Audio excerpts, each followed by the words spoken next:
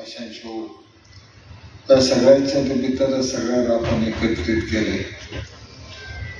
पण हा विषय इचलकरंजीच्या दृष्टीने इचलकरंजीची वस्त्र परंपरा फार महत्वाचा विषय आहे.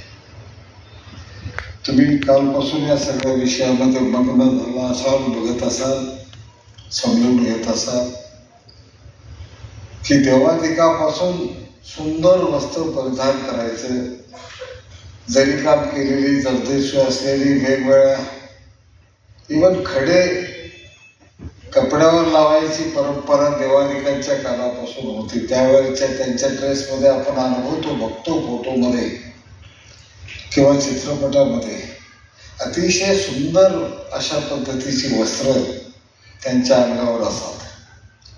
त्याच्यात कोरीव काम, त्यातले डिझाईन, हे मग त्यावेळी कसं होतं, देवाधिकाल हजारो वर्षापूर्वीपासूनचा आपण त्या सगळ्याची परंपरा सांगतो, वाचतो, ऐकतो.